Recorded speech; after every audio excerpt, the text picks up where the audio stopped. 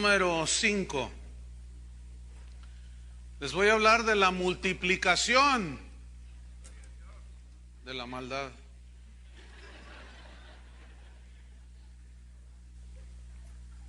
Génesis 6:1. El tema se llama la multiplicación de la maldad. ¿Qué dijeron? Nos va a hablar de... Quisiera hablarles de la multiplicación de la otra que dicen por ahí. Pero ¿qué es lo que se va a multiplicar? Vamos a ver. Vamos a Génesis capítulo 6, versículo 1. Este es el tema número 5, la multiplicación de la maldad.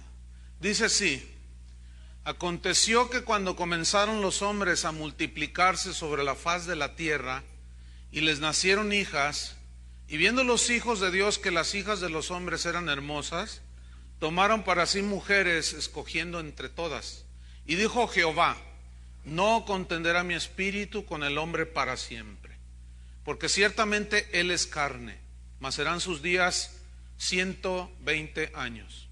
Había gigantes en la tierra en aquellos días, y también después que se llegaron los hijos de Dios a las hijas de los hombres y les engendraron hijos. Estos fueron los valientes que desde la antigüedad fueron varones de renombre. Y vio Jehová que la maldad de los hombres era mucha en la tierra, y que todo designio del pensamiento del corazón de ellos era de continuo solamente el mal. El versículo 1 y 2 habla de cómo se empezó a multiplicar los hombres sobre la faz de la tierra, y cómo los hijos de Dios vieron que las hijas de los hombres eran hermosas y se llegaron a ellas. Hay dos interpretaciones a este versículo 2 respecto a quiénes eran los hijos de Dios que vieron a las hijas de los hombres. Hay dos interpretaciones. Una es que dice que los hijos de Dios aquí son los hijos del linaje de Set. ¿Se acuerdan que Set era el sustituto, era un temeroso de Dios? Entonces hay esta interpretación que los hijos de Dios aquí se refiere a los hijos de la descendencia del linaje de Set. Y la otra interpretación es que fueron ángeles caídos que se materializaron como lo hicieron en Sodoma y Gomorra, ¿se acuerdan? Eran con forma humana, y que tuvieron relaciones sexuales con mujeres, y de esta manera pervirtieron la genética humana. Y este fue el resultado, y como resultado nacieron los gigantes. Bien, de estas dos interpretaciones, la segunda es la que tiene más sustento bíblico. Este pasaje nos enseña que aquí aparecieron las perversiones sexuales. Y en Génesis 6:4 le voy a leer en una versión Biblia al día lo que dice respecto a los hijos de Dios con los hijos de los hombres. Dice: al unirse los hijos de Dios con las hijas de los seres humanos y tener hijos con ellas, nacieron gigantes, que fueron los famosos héroes de antaño. A partir de entonces hubo gigantes, digan gigantes. Fíjense, como producto de esas uniones hubo gigantes en la tierra. Ahora, la segunda interpretación de que eran ángeles caídos que tuvieron relaciones sexuales con las mujeres humanas tiene más apoyo bíblico. Por ejemplo, en Job 1:6, ahí leamos cómo lo presenta. Dice: un día vinieron a presentarse delante de Jehová los hijos de Dios, entre los cuales vino también, ¿quién? Satanás.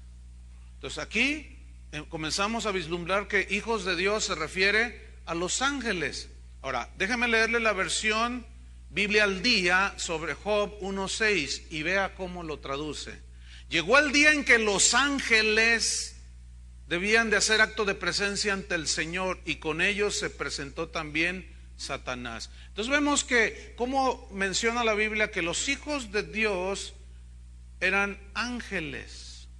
Bien, dice que producto de esta unión y de estos híbridos, nacieron unos híbridos, nacieron los gigantes, dice. Y la palabra gigantes viene del hebreo nefilim, nefilim. Y nefilim, que se traduce gigantes, significa, ponga atención, violentos, toscos, agresivos, despiadados. Es decir, los seres que nacieron de esa unión eran seres que la palabra en hebreo enfatiza no tanto la idea de grande estatura, sino de la ferocidad desenfrenada de estos seres impíos, atrevidos, que destruían todo a su paso. Eran asesinos, eran violentos, agresivos, despiadados. Porque fíjate cómo compagina el contexto en el versículo 5, Génesis 6:5 dice: y vio Jehová que la maldad de los hombres era mucha. Entonces, todo concuerda en el panorama de la Biblia, o hasta lo que la Biblia nos puede revelar, de cómo la maldad comenzó a multiplicarse. Entonces dice: vio Jehová que la maldad de los hombres era mucha en la tierra, y que todo designio de los pensamientos del corazón de ellos era de continuo el mal. En este versículo 5 quiero rescatar tres palabras que para mí son fundamentales: maldad, designio y pensamientos. Esas tres. La primera, maldad. Vio Jehová que la maldad de los hombres era mucha. Esta palabra, maldad, se traduce del hebreo ra'a, doble A, ra'a, y significa ser, o hacer lo malo. O sea, eran seres malos que hacían lo malo. Pero la palabra ra implica maldad física y concuerda con la definición de nefilim, violentos físicamente, agresivos. Entonces habla de una maldad física, pero también moral, depravada. Y aquí ya entra la palabra designios. Designio viene del hebreo yetzer, y significa propósito. O sea, todos los propósitos de estos seres violentos y agresivos significa yetzer, propósito, intento. Todos sus intentos, todo lo que ellos hacían, planeaban, vivían, eran pensamientos del corazón de ellos. ¿Cómo eran? De continuo el mal. Y aquí pensamientos es una palabra hebrea que se las debo, está muy difícil de pronunciar, que significa plan, significa determinación, maquinación. Entonces, estos seres cuya genética fue distorsionada eran hombres violentos, agresivos, despiadados, eran malos física y moralmente. Su propósito siempre era hacer la maldad. Todo el intento que ellos hacían de hacer cualquier cosa era de continuo el mal. Sus planes eran malos, su determinación, maquinaban cosas malas y peores y cuánta cosa. Bueno, versículo 6 de Génesis 11.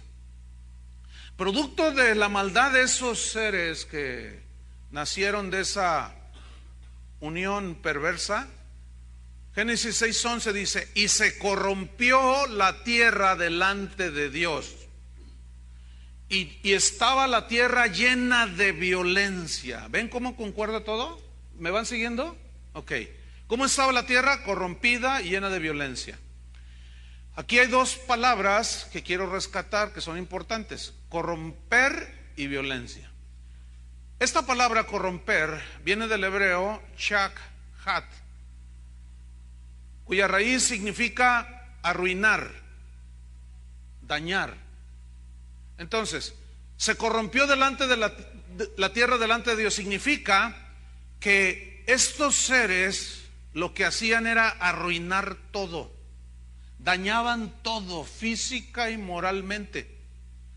Y como consecuencia, la tierra se llenó de violencia. Y violencia se traduce del hebreo con K al principio, jamás, y significa, escuchen, ganancia injusta.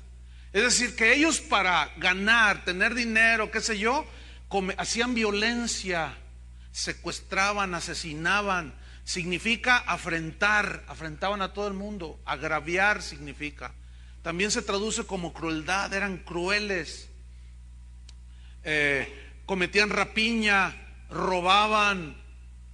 Y luego hay una definición que es desnudar, significa que eran violadores estos seres. Era terrible cómo la tierra había llegado en ese tiempo a su nivel más bajo. Génesis 6, versículo 12. Y miró Dios la tierra, y he aquí que estaba corrompida, porque toda carne había corrompido su camino sobre la tierra. Esta frase, toda carne, significa todos los seres humanos.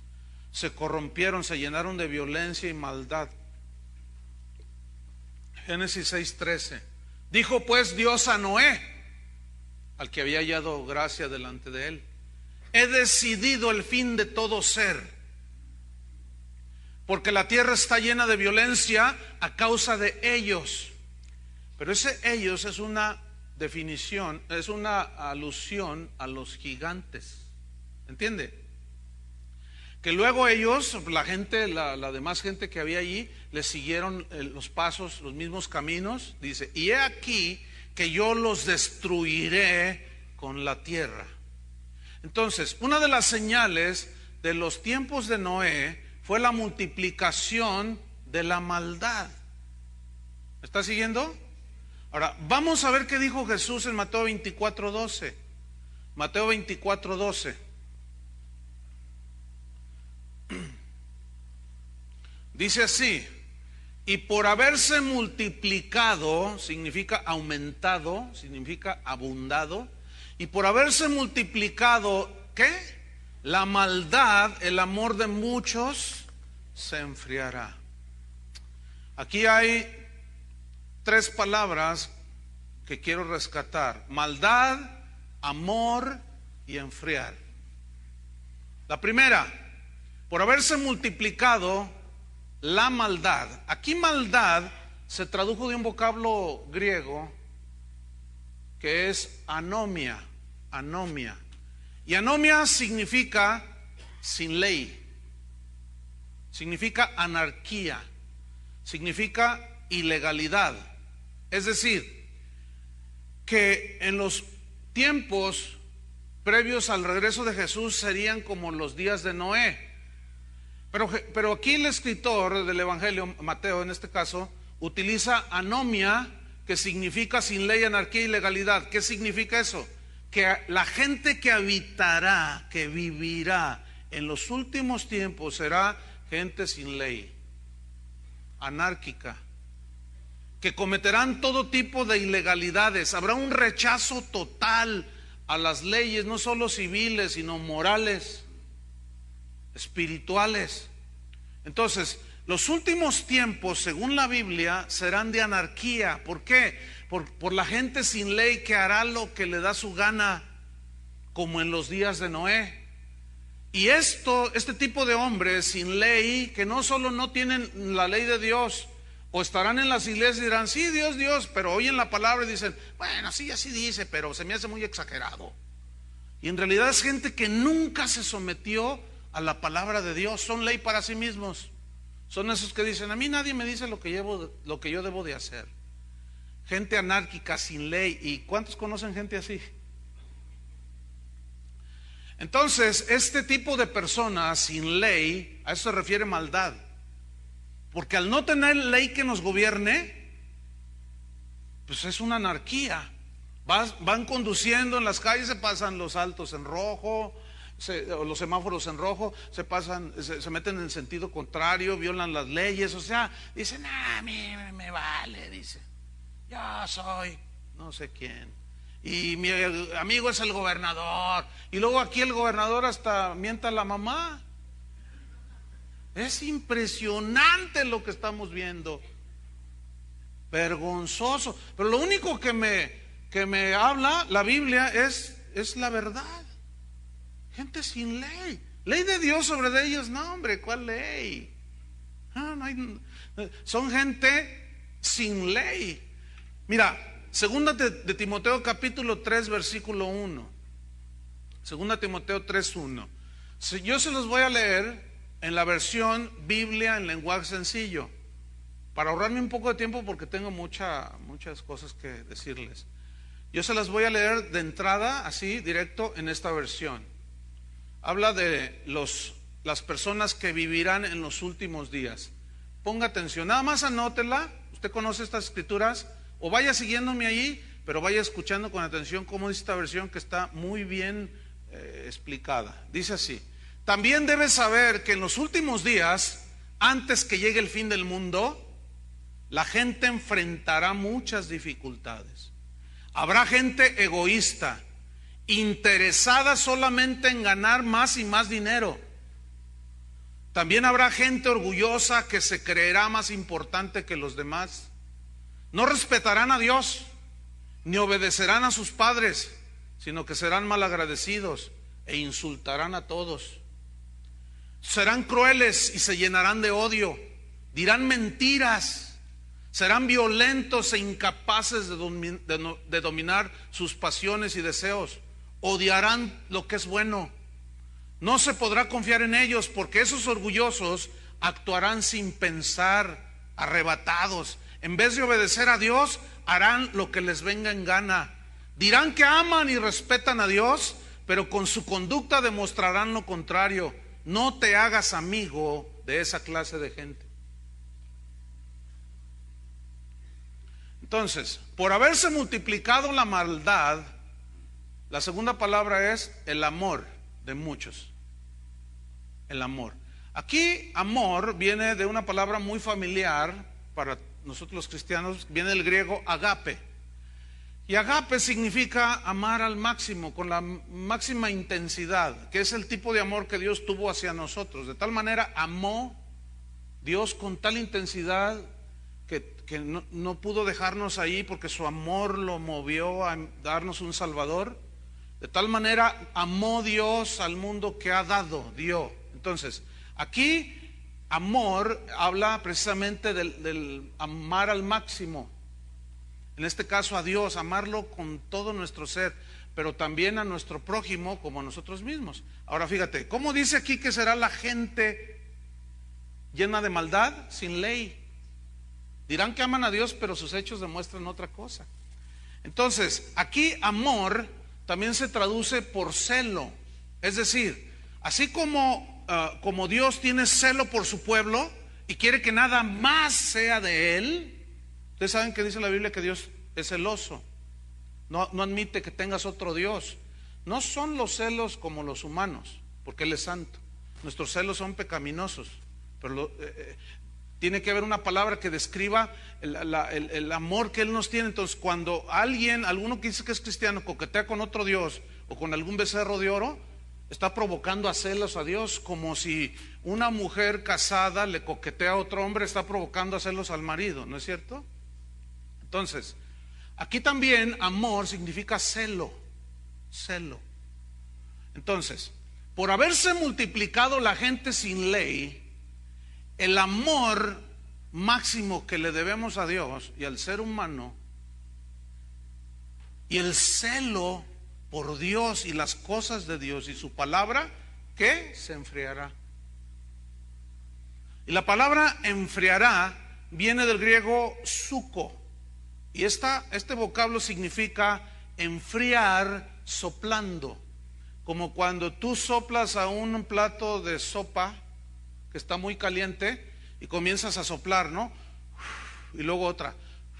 O sea, es un proceso en que tú estás soplando. Y esto habla entonces de que por multiplicarse la maldad de la gente sin ley, gente perversa y mala, el amor a Dios y el amor al prójimo se enfriará. ¿Por qué? Porque hay un soplo de maldad sobre todos los seres humanos que viene del mismo infierno. Un soplo de perversión de todo tipo que viene soplando cada vez con más intensidad sobre el mundo.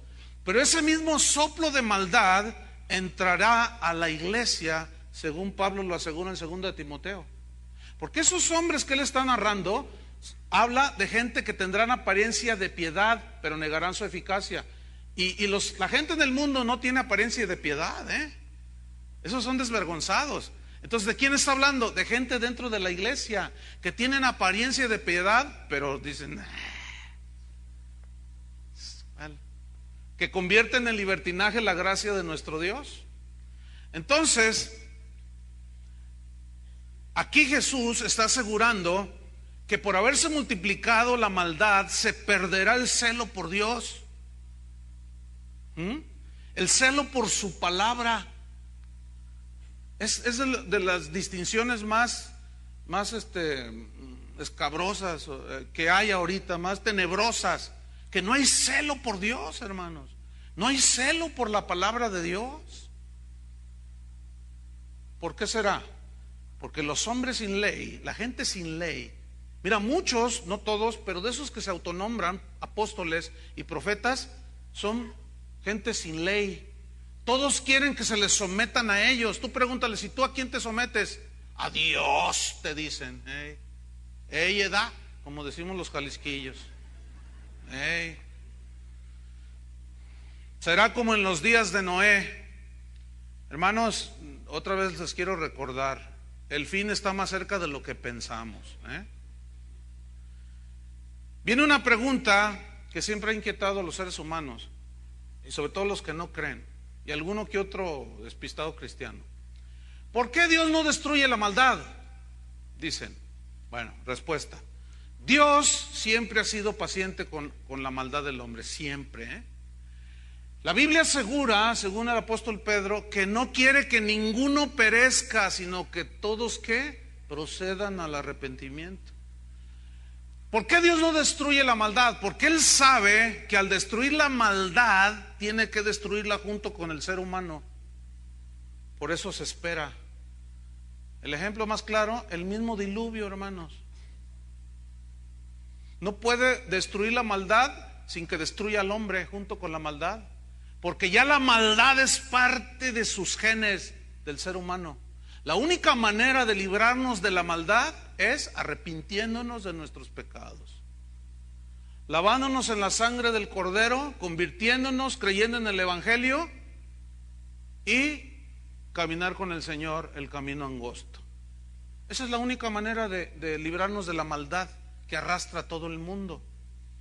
Si confesamos nuestros pecados, Él es fiel y justo para perdonarnos y limpiarnos ¿de qué? De toda maldad. Entonces nosotros, los verdaderos creyentes, no somos gente sin ley. Aunque sigo siendo el rey, diría el otro, Anomo. Nosotros tenemos la ley de Dios que gobierna nuestro corazón, ¿no es cierto? La palabra de Dios debe gobernar nuestro corazón y nuestra vida. Y entendiendo que también las leyes terrenales debemos de respetarlas. Nada que me paso los altos y que soy hijo del rey y que no sé qué, y que las leyes de Dios están sobre las del mundo y que yo hago lo que quiero. Así no es el asunto. Entonces, un día, por otro lado, sin duda, sucederá lo que les sucedió a la gente del diluvio. Serán destruidos junto con su maldad. Sin embargo, vamos a ver una respuesta bíblica también, por qué Dios no es paciente, no queriendo que ninguno perezca. Vamos a Romanos capítulo 2, versículo 3. Allí Pablo está discutiendo acerca de que judíos y gentiles todos están bajo pecado. No hay un justo ni aún uno. Y los judíos pensaban que porque ellos recibieron la ley, ellos tenían más, ya automáticamente ellos eran salvos, y no era verdad. Pablo está argumentándoles aquí en la epístola a los Romanos que todos están bajo pecado. Romanos 3, por cuanto todos pecaron, están destituidos ¿de qué? Entonces los judíos pensaban que porque eran hijos de Abraham, ellos escapaban. Y Pablo les dice, Romanos 2:3, ¿y piensas esto, oh hombre, que tú escaparás del juicio de Dios? Versículo 4, ¿o menosprecias las riquezas de su benignidad, paciencia y longanimidad, ignorando que su benignidad te guía al arrepentimiento? Escuchen, aquí hay 4 palabras que vamos a rescatar y quiero dar una brevísima explicación. Las 4 palabras de este versículo 4 son benignidad, paciencia, longanimidad y la cuarta es ignorancia. La primera, benignidad. ¿Ignoras que su benignidad? Esta palabra se traduce de crestotes, que viene de una raíz griega. Y crestotes significa la disposición benigna del corazón de Dios. La disposición que Dios tiene en su corazón de darnos buenas cosas, de hacernos el bien. Ahora, contrastamos esa benignidad con la maldad de la gente del tiempo de Noé. ¿Y cómo eran los designios de su corazón? Solamente ¿qué? El mal. Ahí se distingue la benignidad de Dios, ¿sí? Contrasta tremendamente. La segunda palabra que rescatamos aquí es la palabra paciencia. Y paciencia se traduce de anoque, que es una paciencia distinta a la que nosotros vamos obteniendo. Aquí anoque significa soportar, pero es un término que subraya el contenerse por medio de un acto de clemencia, retrasar el castigo. Esta es la paciencia de Dios, ¿sí? Que soporta, se contiene porque es un Dios clemente y benigno y retrasa el castigo. ¿Por qué? Esperando que la gente se arrepienta. La tercera palabra es longanimidad. Y esta palabra viene de macrotumia. Macrotumia. Y esta palabra significa extensión de la paciencia. Significa paciencia en extremo. Es decir, no solo Dios es paciente y clemente y misericordioso, bueno, benigno y detiene el castigo esperando que todos se arrepientan, sino que su longanimidad, es decir, su paciencia al extremo. ¿Será bueno Dios? Entonces Pablo dice, tú ignoras su benignidad, su paciencia y longanimidad, la ignoras. Y aquí la palabra ignorancia viene del griego agnoeo, que significa ignorancia por falta de información, pero también significa ignorancia por falta de inteligencia. Tiene esas dos implicaciones. Entonces nosotros podemos ser ignorantes por falta de información, pero también ignorantes por falta de usar el cerebro.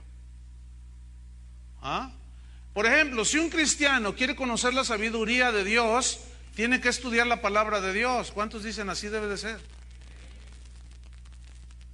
Pero algunos en su ignorancia dicen, no, ¿para qué estudiar? Eso que el griego, la letra mata, dicen. Que la letra mata, dicen. ¿Sabes a qué se refiere ahí con la letra mata? La ley. Nada más lean el contexto. Entonces, por ignorantes, ignoramos un montón de cosas. Y en el caso de lo que está diciendo aquí, se puede ignorar la benignidad de Dios, la paciencia, la longanimidad. Por eso es que a veces vemos que un cantante, que un pastor, un ministro, un cristiano ahí en la iglesia, no hombre, es un demonio. Se porta como Enoc, pero el hijo de Caín. Y como Lamec, el que tenía 2 mujeres. Y luego no pasa nada. Y no pasa nada. Y sigue predicando y sigue dando show y todo. Y tú dices, pues no debe ser tan malo lo que hace, porque pues mira, Dios no le hace nada. Dios no lo disciplina. Hay 2 respuestas a esto. Dios a sus hijos disciplina, pero los que no son sus hijos no los disciplina. No tiene nada que ver con ellos. Esa es una. No son sus hijos. Por eso no los disciplina y los deja. ¿Sí? Y la otra es que precisamente por su benignidad, paciencia y longanimidad está retrasando el castigo. Pero la Biblia dice, tu pecado te alcanzará. Ahí está. Entonces, juegan e ignoran y abusan de la benignidad, la paciencia y la longanimidad de Dios. Le pregunto, 120 años de espera de parte de Dios, ¿no se le hace a usted una gran cantidad de años? 120 años esperando que la predicación de Noé produjera el arrepentimiento en los corazones de esa gente mala. Eso se llama benignidad de Dios, paciencia y longanimidad, pero todavía está corto allí. Hace casi 2000 años que Jesús pisó esta tierra. Es decir, en esos 2000 años el Señor ha sido benigno, paciente y con múltiple longanimidad, esperando que los hombres se arrepientan. Eso se llama amor y paciencia de Dios. Déjeme darle algunas estadísticas sobre la multiplicación de la maldad. Trataré de ser lo más claro y ágil posible. Estas estadísticas nos van a mostrar el notable crecimiento del índice de maldad en los últimos 30 años. Por ejemplo, en México, yo voy a hablar aquí de nuestro país, en México, narcotráfico. En los últimos 50 años, el narcotráfico en nuestro país ha crecido, escúcheme, 2000%. En 2007 hubo 2,673 personas ejecutadas por cuestiones de delincuencia organizada, el narcotráfico, pues 2,673 personas. Eso fue en 2007. En 2008, el año pasado, hubo 5,630 ejecutados, 14 personas por día. Es decir, que los asesinatos del narcotráfico crecieron en un año 110.6%. Lo que va de enero del 2009 ya está rebasando los 200 ejecutados. Chihuahua es el estado con más muertes violentas por ejecución del narcotráfico. 2006 ejecutados en 2008. Ciudad Juárez es la ciudad de México que tuvo más ejecutados, más violencia, 1,633 muertos por violencia por parte del narcotráfico murieron en Ciudad Juárez. Los analistas dicen que Ciudad Juárez es la ciudad más violenta del mundo. Escuche bien lo que voy a decir a continuación. Y eso que ataron al espíritu de narcotráfico. Allí vive uno de los atadores más famosos que hay. ¿Qué responden a eso? ¿Qué pasó? Se quedaron bien callados. ¿Qué pasó? ¿Alguien me pudiera explicar? Aborto. La Organización Mundial de la Salud oficialmente estima que cada año se practican en el mundo 46 millones de abortos. Avivamiento, ¿eh? Esas son las cifras oficiales, pero las no oficiales estiman 60 millones de abortos al año en el mundo. Bien, México. Se dice que hay aproximadamente 500,000 abortos al año. En el mundo hay 198 países, de los cuales 71 países han despenalizado el aborto. Cada día se añaden más países a esta nueva tendencia de despenalizar el aborto. Actualmente, legalizar el aborto es síntoma de modernidad y de avance social. Despenalizarlo es signo de atraso. Y hay una inconsistencia y una contradicción en los legisladores. Hace poco un gobernador de Coahuila, para ser precisos, él dijo que los secuestradores y los asesinos violentos debían de ser ejecutados con pena de muerte. Entonces, en las distintas cámaras, en la federal y en las de cada estado, los senadores, los diputados, los legisladores pusieron el grito en el cielo, salvo algunos que otros de X partidos. Y dijeron, ¿cómo es posible que no podemos retroceder, dicen ellos, a la barbarie, a ejecutar a los asesinos o a los secuestradores? Bueno, esos mismos que se oponen a una ley de pena de muerte fueron los mismos que aprobaron el aborto. O sea, ellos dijeron, no podemos nosotros hacer una ley que pena de muerte a los secuestradores, Pero sí vamos a hacer una ley de pena de muerte, dejárselo a la mamá de libertad, que la mamá diga pena de muerte a mi hijo. Eso sí pueden hacerlo. Es gente sin ley, hermano. Los mismos que hacen la ley la violan. ¿Por qué? Porque no son nacidos de nuevo.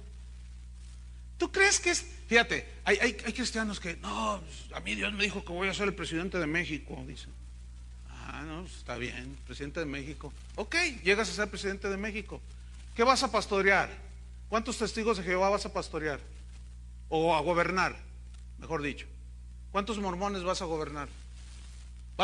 O sea, creen que por el hecho de que un presidente supuestamente sea cristiano, ya va a ser la gran cosa. Escuchen, hermanos, nada más hay que usar un poquito la inteligencia y decir, a ver, ¿cómo le va a hacer? Porque un gobernador tiene que gobernar parejo para el homosexual y el heterosexual, ¿sí o no? Pero si es evangélico, ¿qué va a hacer con la iglesia católica? O con los testigos de Jehová o los mormones. ¿Qué va a hacer? ¿Ustedes creen que se puede gobernar, mejor dicho? ¿Se puede gobernar por más cristiano que sea un gobernador? Muchos cristianos en ese idealismo platónico asumen que así es como se va a establecer el reino de Dios aquí en la tierra. Eso se llama ignorancia por falta de información o de no utilizar la inteligencia. Puro sentido común, hermanos. Divorcio, ya dimos algunas cifras. Nada más mencionaré unas cuantas cosas. Mejor seguimos. Ya en la otra enseñanza ya hablamos un poco del divorcio, cómo se ha multiplicado, cómo se ha, en fin. Adulterio. De acuerdo con los datos estadísticos de encuestas en los Estados Unidos, arrojan que entre el 50 y el 70% de los hombres y del 30 al 50% de las mujeres han sido infieles en algún momento de su vida matrimonial en los Estados Unidos. Las informaciones indican que los índices de infidelidad van aumentando entre las mujeres. Es decir, ya no es una característica propia del varón. Ya no solo es Lamec, sino también es Ada, la oscura. ¿Se acuerdan? ¿Era la oscura? Bueno, seguimos. Era la otra, ok. Entonces, fíjate, esto, por ejemplo, mira, en 1980, una revista en los Estados Unidos, dedicada para la mujer, encontró que el 50% de las mujeres que ellos encuestaron había tenido por lo menos una infidelidad en su vida. Esto fue en 1980, el 50%. En 1987, otro estudio descubrió que el 70% de las mujeres casadas en sus primeros 5 años ya habían sido infieles. Entonces, las estimaciones dan cuenta que el 80% de los matrimonios sufren en los Estados Unidos alguna vez una experiencia de infidelidad. El 80%, hermano. De acuerdo con el Centro Nacional de Estadísticas Sanitarias en los Estados Unidos, todos los meses se divorcian aproximadamente 100,000 parejas, lo cual significa 50% de los casamientos. Es decir, solo sobrevive 1 de cada 2 matrimonios. Del número de parejas fracasadas se calcula que el 65% llega a la separación por causa de adulterio. Las investigaciones acerca del tema agregan, o mejor dicho, agregan otros datos interesantes. Por ejemplo, se disparan en las aventuras de infieles, se disparan en los tiempos de Navidad y Año Nuevo, cuando nació Jesús, aleluya.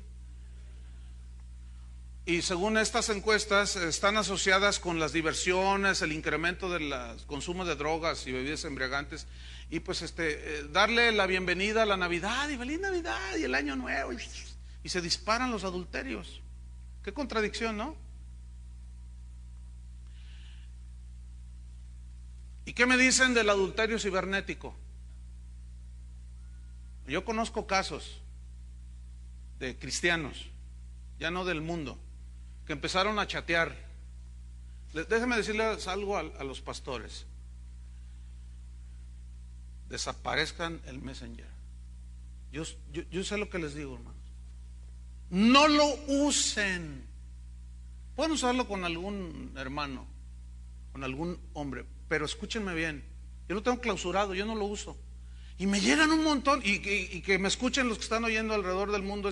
No me manden, mira mis fotos, no quiero ver tus fotos. ¿Me oíste? Quiero ser tu amiga, no quiero ser tu amiga, ni te conozco, y menos ver tus fotos. Nunca abro esos correos, nunca los abro. No, y el otro día me regañaron, usted está obligado porque es persona pública, no se niegue que... Lo borré y dije, anomo.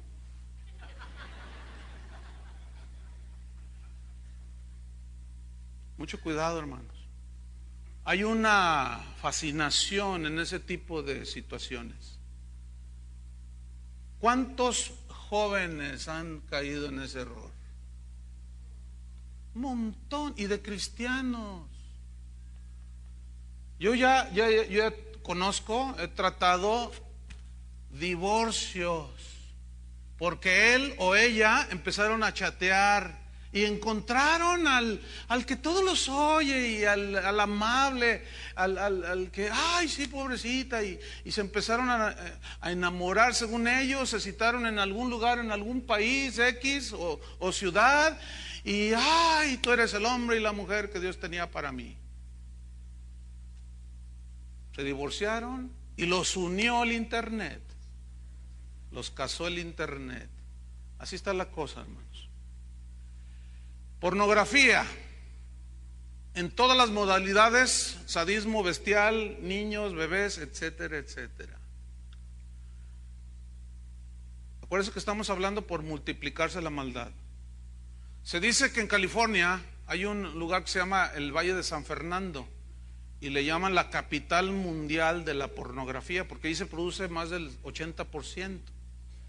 El 12% de los sitios en internet son sobre pornografía. Esto significa 6 millones de páginas están en el internet que ofrecen pornografía de todo tipo. El 25% de las búsquedas en internet que la gente hace son acerca de pornografía.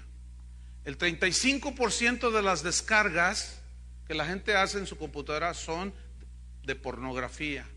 Cada día se generan 266 páginas de pornografía.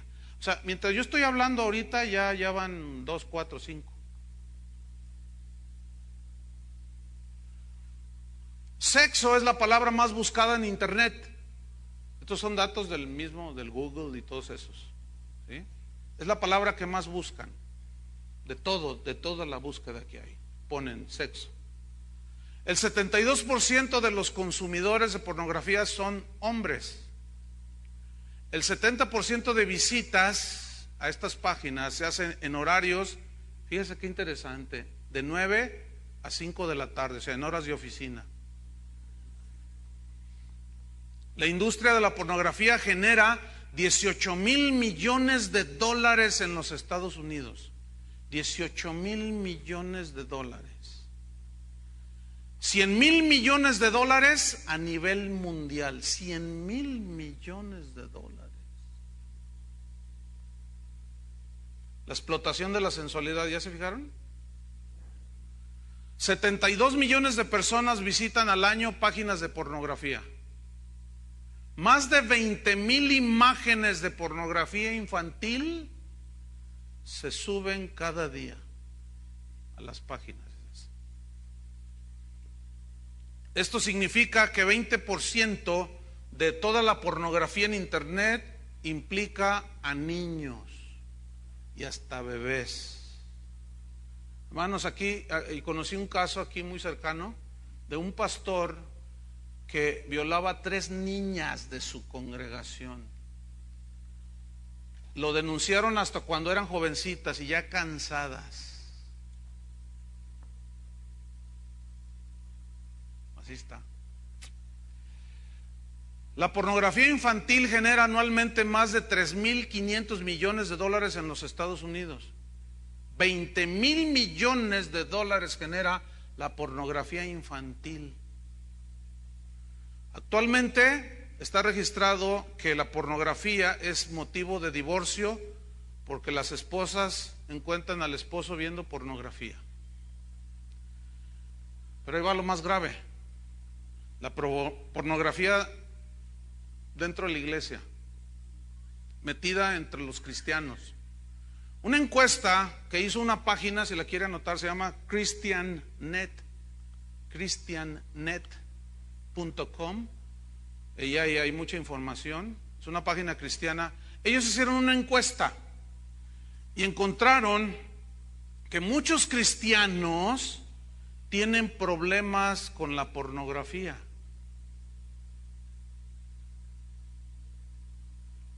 Los resultados indican que de 1,000 cristianos encuestados, el 50% eran hombres y el 20% de las mujeres aceptaron tener problemas con la pornografía. Las investigaciones demostraron que el 60% de las mujeres que contestaron el estudio o las preguntas confesaron ser culpables de tener y caer constantemente en este tipo de adicciones.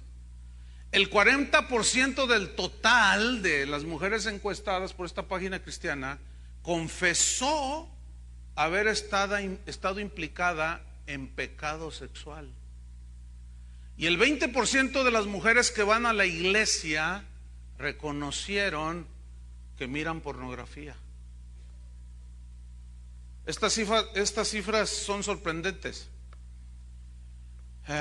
puesto que tradicionalmente se pensaba que el hombre era el que era el más mirón, pues. Siempre se ha dicho con cierta razón, pero ahora ya no es lo mismo, que el hombre siempre se estimula por lo que ve. Pues ya no. Ya las mujeres, como ya se liberaron, también quieren otro tipo de sensaciones. Entonces, fíjate, el asunto es que estas cifras son sorprendentes porque uno pues no puede esperar que este tipo de adicciones se den entre hombres y mujeres que van a las iglesias cristianas. Se profesan evangélicos, nacidos de nuevo, pero tienen prácticas terribles, porque se supone que por su fe, por lo que creen, pues ellos se apartan de todo eso, ¿no? Pero fíjate que la fuente de estas cuestiones, de este asunto, es la accesibilidad que el internet ofrece para entrar en la pornografía. Ustedes no se imaginan el cúmulo de correos que recibo. Pastor, dicen, tengo problemas con la pornografía en la computadora, ¿qué hago? Pues apágala. ¿O qué quieres que te diga? Es que por multiplicarse la maldad, hermanos, el amor de muchos, ¿qué? Se enfriará. Entonces, fíjate, en 2001, dice esta página cristiana, hicieron un anuncio en internet y ellos insertaron una pregunta allí que decía: ¿está usted prisionero de la pornografía? Si usted lo está, le tenemos la solución. Decía, Jesucristo es la respuesta. Entonces ellos reportan que la campaña arrojó las siguientes cifras: que casi 10,000 personas en unas horas escribieron para reconocer que tenían problemas de pornografía. Eso fue en 2001. En 2006, que es lo más cercano, esta misma página recibió casi 10,000 contactos al mes con personas que reconocían que tenían esta adicción y que pedían ayuda. El asunto es este, que la mayoría asisten a iglesias cristianas. Pero todavía eso no es lo peor. Lo peor es que también le preguntaron a pastores que si ellos tenían este problema. Y aproximadamente el 30% de todos los pastores encuestados aceptaron tener problemas con la pornografía. 30%. Yo le compartí aquí a un pastor que viene de California. Me decía, no, pastor, ya subió. Sí, porque esto es en 2006. Para el 2008 ya las cifras casi están llegando al 50%. Mira, yo he estado en eventos de varones en muchos lugares y cuando se toca un tema, un día yo toqué un tema parecido, y cuando hago el llamado es impresionante, casi todos pasaron. Órale, qué onda, man. Pero los hubieras visto danzar una hora antes y hasta le hacen con estilito. No tiene nada malo gozarse en la presencia de Dios, pero a la hora digo, gracias a Dios que hubo una respuesta, pero tú ya no sabes más. Pero ¿qué onda? ¿Y qué después de todo eso? Lo que pasa es que a la gente no la guían en los caminos de Dios, no les hablan de santidad, no les hablan de renovación de entendimiento. Pero tienen las manos llenas de polvo de oro. Pero aficionados, muchos de ellos, a la pornografía y a las perversiones de todo tipo. Hace años tratamos un caso extremo de una persona que quería divorciarse porque su marido la había engañado. Cuando se le preguntó, bueno, ¿qué pasó? Dice, no, pues es que lo que pasó, pues no sé cómo describirlo, dice, porque mi esposo no se metió con una mujer. Yo dije, se metió con un hombre. Y luego me dice, ni con un hombre. Caray. Yo dije, no me digas que con una angelita caída. Dice, no, se metió con la perrita que tenemos ahí en el patio. ¿Y vieran cómo levantaba las manos el tipo?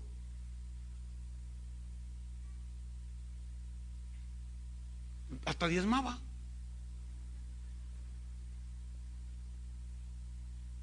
¿Qué onda con eso?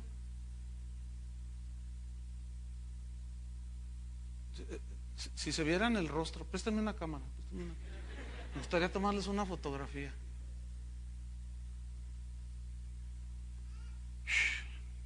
Qué tremendo.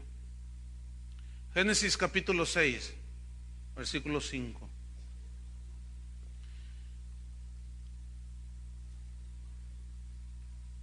Génesis 6, 5. Y vio Jehová que la maldad de los hombres era mucha en la tierra, y que todo designio de los pensamientos del corazón de ellos era de continuo solamente el mal. Y se arrepintió Jehová de haber hecho hombre en la tierra, y le dolió en su corazón. Esa perversión, esa maldad, tenía que ver mucho con la inmoralidad sexual, hermanos, con las perversiones. Porque esos gigantes fueron producto de una perversión, de una alteración genética. Ustedes deben de tener ya cierta información acerca de lo que es la clonación, ¿sí? Entonces, pongan mucha atención. Se dice, se cree, hasta ahorita no es oficial, de que ya hay seres humanos clonados. O sea, que su genética fue alterada, el óvulo, el espermatozoide fue alterada, fue trabajada. Lo quieres güerito, con ojos azules, todo fue fríamente calculado. Entonces se dice que ya hay gente clonada. No es oficial porque los gobiernos no lo van a aceptar, pero pongan mucha atención. Si existe esa alteración genética, sin duda, yo no tengo la menor duda de que esos híbridos va a ser gente de lo peor. Se les va a escapar de las manos. Porque el hombre ahora la está haciendo de Dios y está manipulando toda la genética del ser humano. No sé cuántos recuerdan el primer animal que clonaron fue una oveja, se llamaba Dolly. Y esta oveja salió idéntica a su madre, igualita, estaban las fotos ahí. Bueno, ¿qué? Fue gemelita, no, era un clon.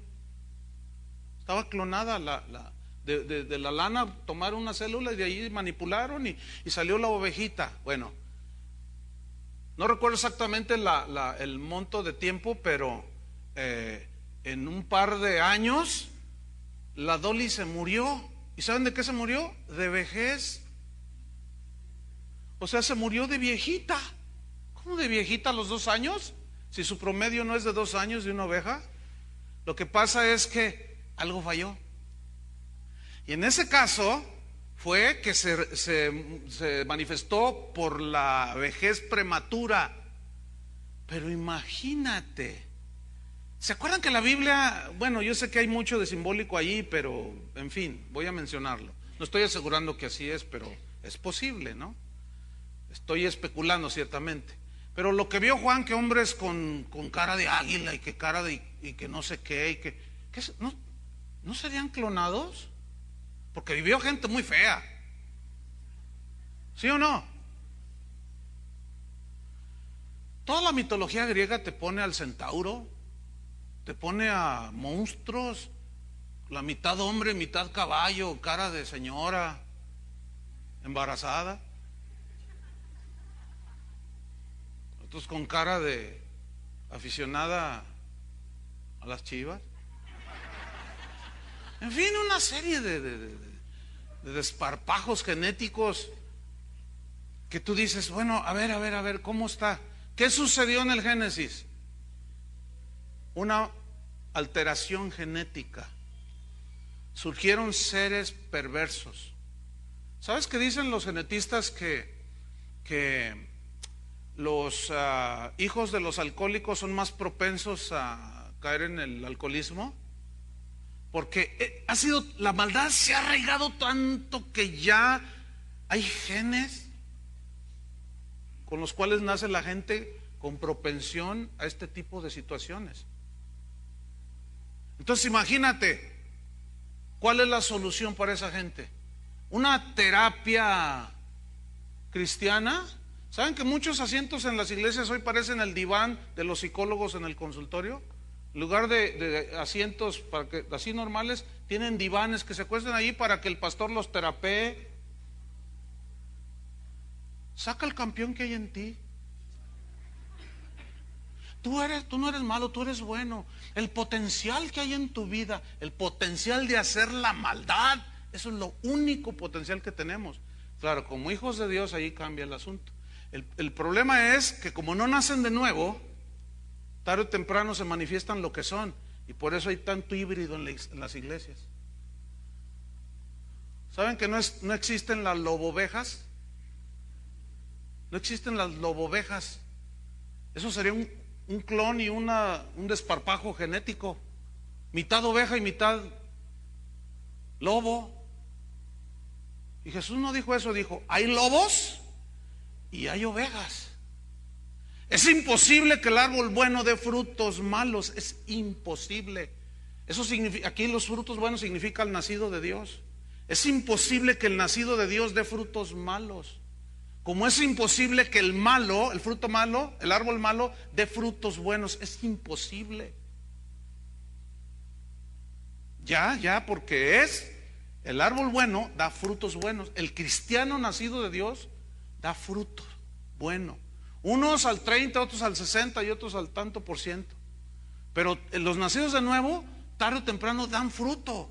Los que no son nacidos de nuevo no pueden dar frutos buenos. Y se arrepintió Jehová de haber hecho al hombre y le dolió en su corazón. Le dijo, voy a borrarlos de la faz de la tierra. ¿Por qué Dios no destruye la maldad? Porque sabe Dios que si la destruye, arrasa con toda la humanidad. En este caso con los que no creyeron. Pero Él es paciente, benigno, y su longanimidad se extiende de una manera espectacular, maravillosa. Solo nuestro Dios es así. Pero cuando llegue el día de la ira y del justo juicio de Dios, aquellos que menospreciaron la severidad de Dios, porque muchos nada más ven la bondad de Dios, pero no la severidad de Dios, y se desequilibran. Entonces, cuando llegue el justo juicio de Dios, cada uno recibirá lo que merece, según la justicia. Esa es definición de la justicia. Y por haberse multiplicado la maldad, el amor de muchos se enfriará. Concluyo con Judas versículo 3, Judas 3. Vamos a volverlos a leer y van a ver cómo compagina todo. Judas 3. Amados, dice, por la gran solicitud que tenía de escribiros acerca de nuestra común salvación, me ha sido necesario escribiros, exhortándoos que contendáis, que combatan ardientemente por la fe que ha sido una vez dada a los santos. La razón, porque algunos hombres han entrado encubiertamente, los que desde antes habían sido destinados para esta condenación, o sea que nunca se arrepintieron. Hombres impíos que convierten en libertinaje la gracia de nuestro Dios y niegan a Dios, el único y soberano, y a nuestro Señor Jesucristo. Fíjate, niegan a Dios el único soberano. ¿Por qué dice esto? Porque ellos son sus soberanos, es gente sin ley. Versículo 5. Mas quiero recordaros, ya que una vez lo habéis sabido, que el Señor, habiendo salvado al pueblo, sacándolos de Egipto, destruyó a los que no creyeron. Ponga atención al versículo 6. Y a los ángeles que no guardaron su dignidad, sino que abandonaron su propia morada, los ha guardado bajo oscuridad en prisiones eternas para el juicio del gran día. Como Sodoma y Gomorra y las ciudades vecinas, las cuales de la misma manera que aquellos, ¿quiénes son aquellos? Los ángeles, ¿sí o no? Habiendo fornicado e ido en pos de vicios contra naturaleza, ahí está, ¿ve? Fueron puestas, por ejemplo, sufriendo el castigo del fuego eterno. Apocalipsis 22, 10 y terminamos. Apocalipsis 22, 10. Ciertamente un día llegará ese día en que Dios dará el pago justo. Y me dijo, Apocalipsis 22, 10, y me dijo, no selles las palabras de la profecía de este libro, porque el tiempo está cerca. El que es injusto, sea injusto todavía, y el que es inmundo, sea inmundo todavía, y el que es justo, practique la justicia todavía, y el que es santo, santifíquese todavía. He aquí, yo vengo pronto. ¿Cuántos lo esperan? Y mi galardón conmigo, para recompensar a cada uno según sea su obra. Yo soy el alfa y la omega, el principio y el fin, el primero y el último. Bienaventurados los que lavan sus ropas, para tener derecho al árbol de la vida y para entrar por las puertas en la ciudad celestial, obviamente. Versículo 15. Mas los perros, o sea, significa los inmundos, la gente inmunda, los pervertidos, estarán fuera, porque el perro es considerado un animal inmundo.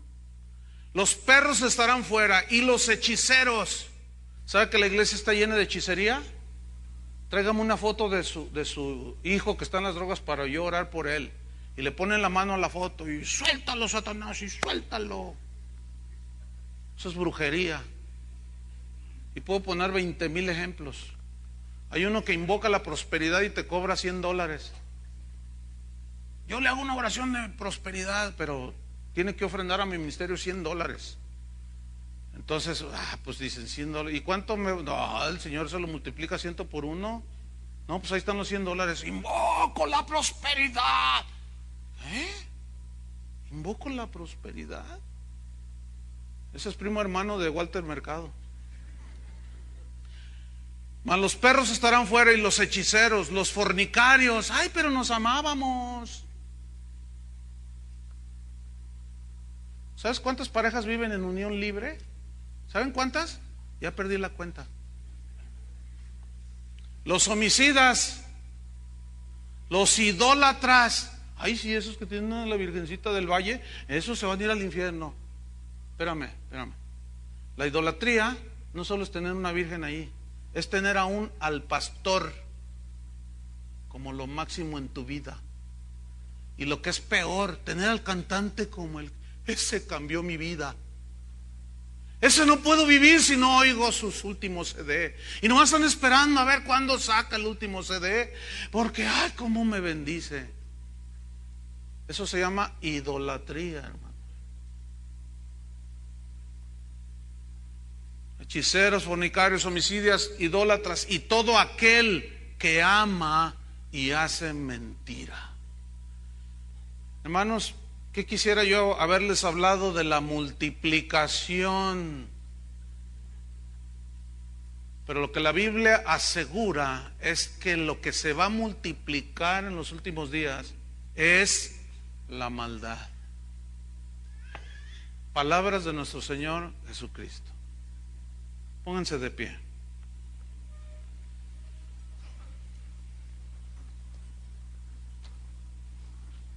Yo entiendo lo que algunos pueden estar pensando, que están aquí o que nos están escuchando o que escucharán.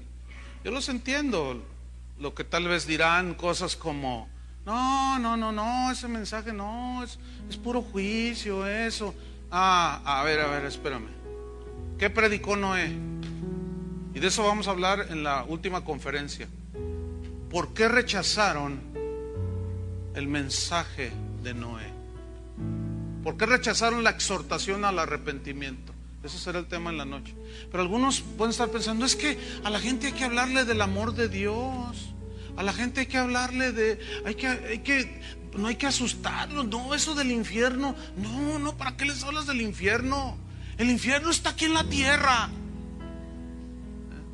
¿Sí? ¿Cómo no? No, ese tipo de mensajes no. Claro, no gustan. ¿Por qué crees que solo 8 se salvaron en el arca? Porque no les gustó el mensaje y lo rechazaron. Por eso. ¿Por qué se le fueron a Jesús? No quisieron su mensaje, lo rechazaron. ¿Por qué le cortaron la cabeza a Juan el Bautista? Porque no le gustó a Herodes que le dijera que no podía tener a la esposa de su hermano como su amante. No le gustó.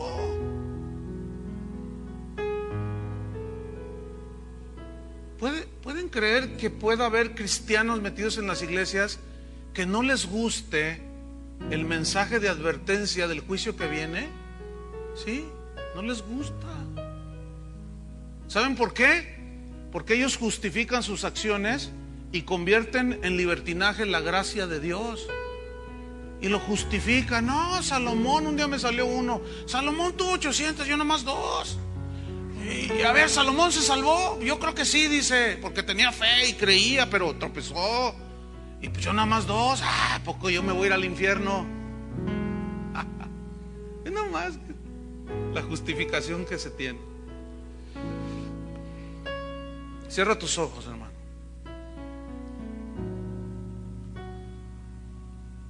Recordemos que el primer mensaje de Jesús fue arrepentíos, porque el reino de los cielos se ha acercado. El que es esclavo, el que hace pecado es esclavo del pecado. A veces yo respondo a esas personas que dicen, es que no puedo dejar esto, es que no puedo, el otro que...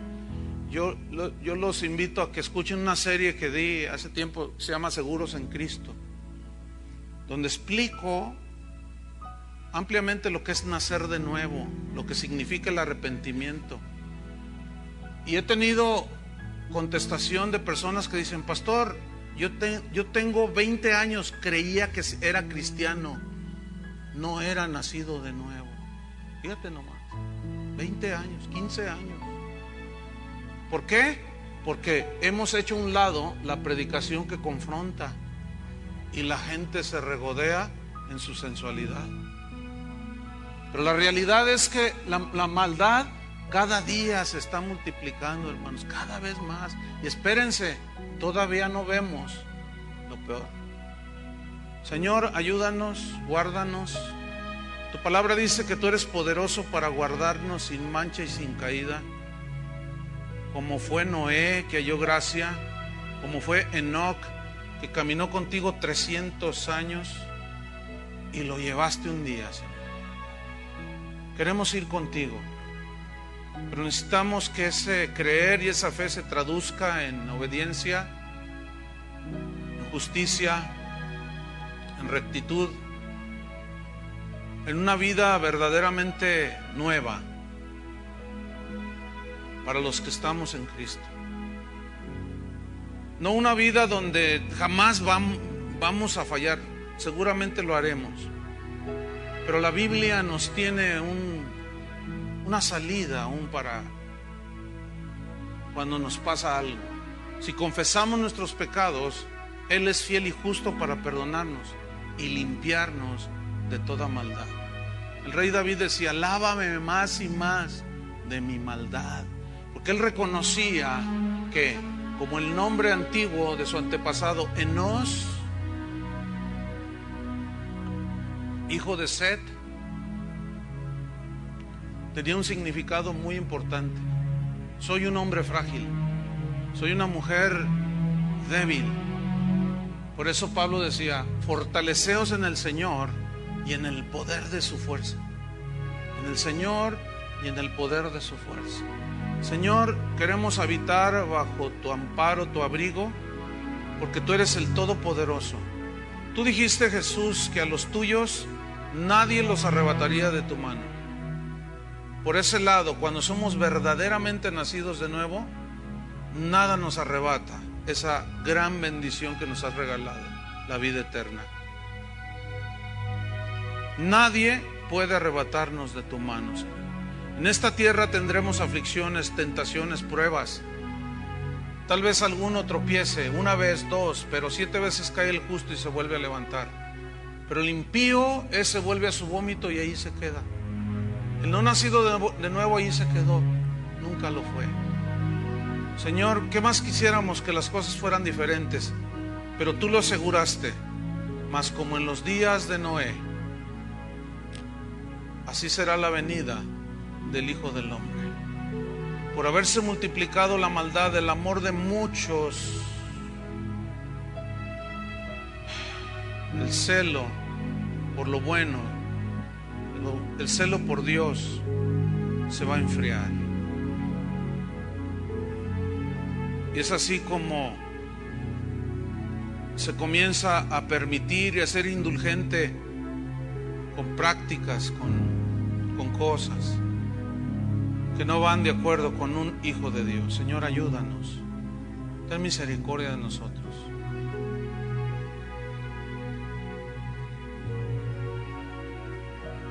Ayúdanos, Señor. Solo tu gracia nos puede sostener. Tú eres poderoso, Señor, para guardarnos sin caída. Guárdanos, dile de todo tu corazón: Señor, guárdame. Guárdame, Señor.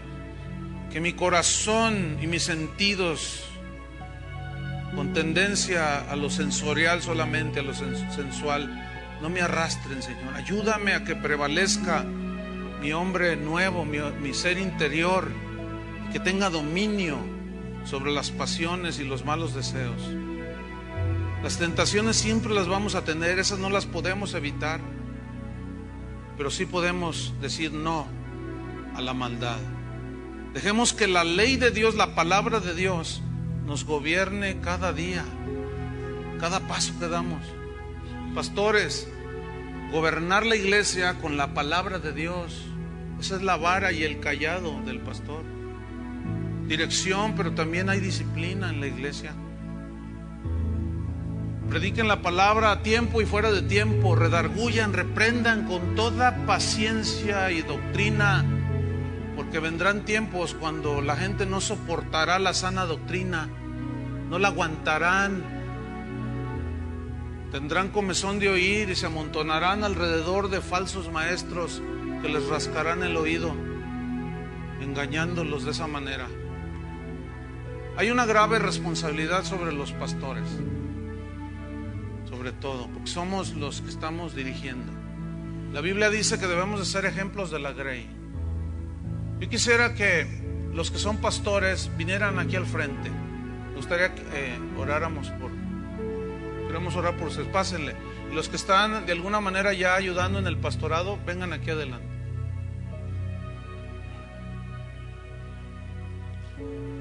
Gracias, Señor.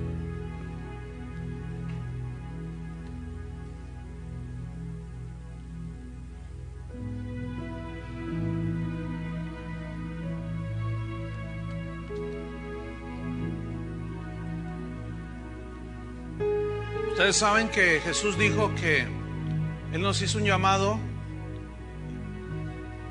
y aseguró algo. Dijo: ustedes son la luz del mundo. Así dijo, ¿verdad? ¿Están de acuerdo conmigo? Dice: vosotros sois la luz del mundo. Así dijo. Y una luz no se puede esconder.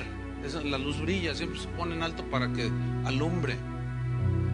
Ustedes son la luz del mundo. Déjenme darles un consejo pastoral, que a su vez ustedes también lo dan y debemos de hacerlo siempre. El consejo es este: no permitan que el mundo sea luz de la iglesia, por favor. Te van a llamar legalista, te van a decir que eres un atrasado, que no te has modernizado. Mira, que te digan lo que digan. ¿Te puedes imaginar todo lo que le decían a Noé? ¿Se pueden imaginar? Lot, que era medio sensual, dice la Biblia que cuando miraba la nefanda conducta de los malvados, afligía su alma. Y eso que era bien sensual, ese andaba y le gustaba, y ay, qué bonitas tierras, ay, era. Pero dentro de él había esa lucha, y dice la Biblia que afligía su alma, dice, viendo la nefanda conducta de los perversos, de los malvados. Y cuando llegaron aquellos dos ángeles para avisarle, fíjate, la Biblia dice el justo Lot, fíjate nomás, porque creía. Cuando llegaron aquellos dos ángeles y le dijeron: ¿sabes qué? Salte tú y tu esposa, además no miran atrás porque Dios va a destruir esto. Se amontonaron todos esos descendientes de Caín y dijeron: hey, préstanos a esos hombres porque queremos tener relaciones sexuales con ellos. Eso significa, queremos conocerlos, dice. Y hay Biblias que ya te lo dicen claramente: queremos violarlos. Y hacían gran violencia contra Lot, dice. Es muy posible que lo hayan golpeado, pero ¿sabes qué hizo Lot? Se mantuvo y dijo: no, estos no me los tocan. Pero los ángeles esos a mí nomás y los dejaron ciegos. Pero ¿qué estaba demostrando allí Lot? Estaba aguantando la vara, como decimos en México. Estaba aguantando lo que esos perversos que invocaban a Dios decían de él: eres un santurrón, eres un fantoche, Lot. Y tú también no le hagas al loco, también tú haces tus cositas. Ándale, sácanos. No, y se mantuvo y no permitió. Porque dentro de todo ese mundo en el que él se envolvió, él supo decir: no. Hermanos, no dejen que el mundo se meta a la iglesia. La iglesia es la poseedora y la proclamadora de las verdades del evangelio. Si dejan si metes al Cristo de la patineta y de la motocicleta y del carro de colección aquí a tu púlpito, ya, adiós. Ya marchaste con la más fea. No permitan. Te van a decir de todo. A mí me han dicho que soy espía del Vaticano. Hay cada cosa que dicen. Me han inventado cada cosa. Ay, pero vieran ¿Vieran cómo me quitan el sueño esos? No me importa nada. A Jesús después de 2000 años lo siguen calumniando. Le siguen diciendo que María Magdalena era su novia y que tuvo una hija y que vivió en Francia. Lo siguen calumniando a Jesús después de 2000 años. Y Jesús aguantó todo. Y Pablo aguantó todo. Y Timoteo aguantó todo. Tito aguantó todo. Pedro aguantó todo. A uno le cortaron la cabeza, a otro lo lanzaron y lo estrellaron en el suelo y todos sus intestinos se esparcieron. A otro le cortaron la cabeza. ¿Todo por qué?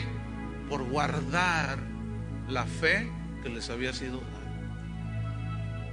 Levanta tus manos al Señor y oremos. Señor, te pedimos, Padre, por los que tú conoces que son tuyos, Señor. Tal vez pueda haber alguno que ni nacido es de nuevo. Señor, que tu Espíritu Santo convenza de justicia, de pecado, de juicio. Que sea Él y no nuestras palabras lo que convencen. Señor, guárdanos de la maldad de este mundo. Nos encomendamos a la palabra de tu gracia, que es la única que tiene el poder para sobreedificarnos, para establecernos, fortalecernos, afirmarnos. Y cada vez que subamos al púlpito, a la plataforma, tengamos una palabra, pero la palabra de Dios, para alimentar a tu pueblo. Y cuando aparezca el príncipe de los pastores, el príncipe de los pastores, Él nos dará la corona de la vida. En aquel día, porque yo sé que Dios nos va a guardar, Él conoce a los suyos y sabe guardarlos. Él no necesita que le ayuden. En aquel día vamos a ver que valió la pena, hermanos, que valió la pena. Y en la noche vamos a ver si Noé fue un predicador fracasado, porque solo 7 le hicieron caso. Hoy es sinónimo de fracaso ministerial tener pocas personas en la iglesia. Eso es una mentira que el diablo ha logrado sembrar a través de falsos apóstoles, ministros de Satanás, que se disfrazan como ángeles de luz, pero su fin ya lo tiene profetizado Dios. Unos segundos más, con tus manos levantadas. Señor, que tu gracia nos sostenga, que tu palabra sea lámpara a nuestros pies, lumbrera a nuestro camino. Te lo pedimos en el nombre de Jesús, en cuyo nombre se sustenta todo. Y por eso estamos seguros que ni la vida ni la muerte, ni lo alto ni lo bajo, ni lo profundo, ni lo ancho ni lo angosto, nada nos podrá separar del amor de Dios. Ni tribulación ni angustia, ni persecución, ni escasez, ni hambre, ni desnudez. Nada nos podrá separar del amor de Dios, que es en Cristo Jesús, Señor nuestro. En el nombre de Jesús. Pon tu mano en el hombro de tu vecino. Oremos unos por otros. Los demás extiendan su mano también y también toquen alguno ahí. La Biblia habla de imponer nuestras manos para bendecir. Entonces vamos a bendecirnos unos a otros. Padre, en el nombre de Jesús, bendecimos a nuestro hermano. Queremos decir que todo lo mejor de tus planes, o tus planes en sí, se lleven a cabo en mi hermano. Apártanos, Señor, de visión engañosa, de avaricia, de codicia ministerial, de ganancia deshonesta. Apártanos, Señor, de todo eso. Suple cada necesidad, Señor, para que no tengamos que andar haciendo eventos para sacar dinero. Danos, Señor, nuestro pan de cada día.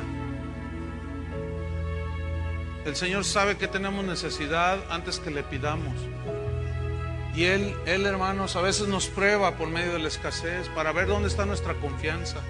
No tengan temor cuando viene la escasez. Cuando hay abundancia, pues gócense y compartan.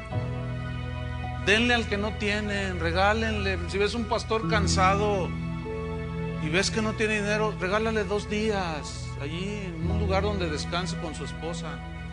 ¿Qué sé yo? Ay, Padre, te damos muchas gracias por tu bendición, Señor. En el nombre de Jesús.